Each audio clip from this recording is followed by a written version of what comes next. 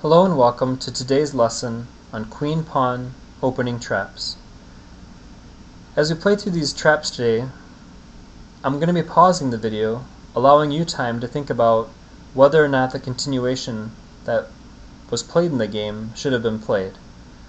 So in this first one we have d4, d5, c4, e6, knight to c3, bishop to b4, pawn up to e3, c5, pawn up to h3, knight to c6, and here white played the move queen to b3. And what I'd like for you to do is to look at the position and figure out how black was able to take advantage of this move.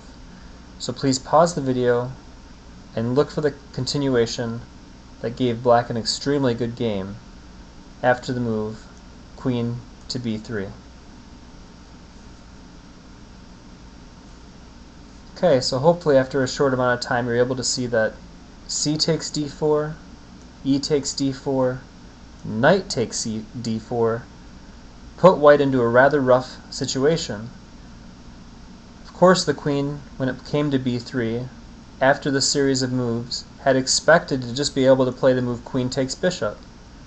However, in this position, that would allow knight to c2 check, which, after the king moves, will allow that knight to capture the queen on b4.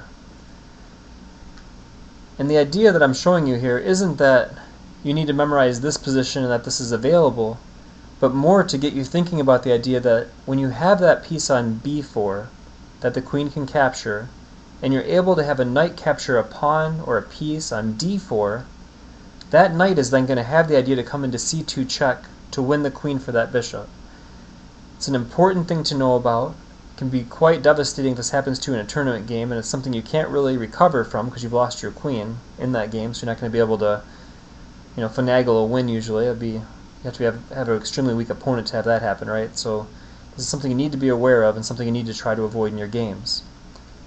The next example happens after d4, knight to f6, c4, e6, knight to c3, d5, bishop to g5, knight b to d7, and if white in this position aggressively goes after that pawn on d5, attempting to win it because of that pin on the queen, there's something bad that happens. I'd like for you to pause the video and see if you can identify what is going to happen to white here should he or she go ahead and try to win that pawn on d5. Okay, so hopefully after a short amount of analysis you're able to see that pawn takes, knight takes, and now black plays the surprise move, knight takes d5, bishop takes queen on d8, and now the pretty move bishop to b4 check, the queen must move up to block this check, bishop takes queen check, king recaptures, and king captures bishop. And if we look at the board now, we see that both sides have their rooks, both sides have a knight, both sides have a bishop, but suddenly black has ended up being ahead a full knight here. And that's another one that you need to be aware of. So when you encounter this position as white, where black has played the move knight b to d7, make sure that you don't just quickly capture that pawn on d5 and find yourself in this position here where you're down a full knight. The last example I have for you today comes out of a Trompovsky, where white would play the move bishop to g5 here after knight to f6. Anytime you play your bishop out to g5, you need to be especially cautious with that bishop when you play the move e3. Let's look at a variation here to see how interestingly horrible things can go for white should he not be aware of this. So black plays d5, white plays c4, which is played in many variations where the bishop isn't on g5. Black plays c6, and white casually replies with e3.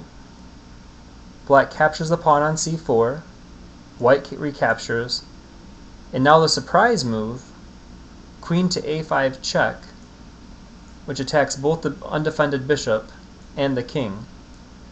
The reason why I mentioned that move e3 was, you notice that how normally when white plays the queen up to d2 to block, that queen would guard this bishop. Let me get rid of some of these arrows. But when that pawn's on e3, it blocks the communication between that queen on d2 and that bishop on g5.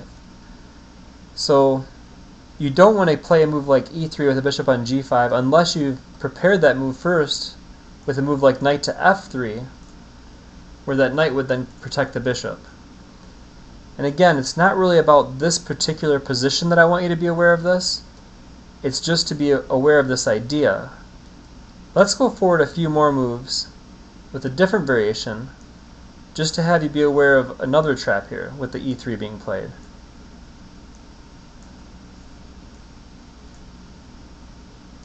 And if here we have knight takes bishop, knight takes, pawn takes on c4, and here we see the exact same trap again, but this time it's that knight on g5 that's being won. So there's many variations to this theme. There's even something in the Sicilian defense that comes about from this, and I'll show you that one as well. It's going to start out with e4, c5, knight to f3, e6, d4, c takes d, knight takes, knight to f6, and here if white plays the move e5, again we see this queen checks, queen takes pawn. I hope you've enjoyed this lecture. I hope you find these traps useful, both in the sense that you're aware of them to avoid them happening to you, but also that you're able to take advantage of your opponent's mistakes when you play them. I look forward to seeing you on my blog again soon.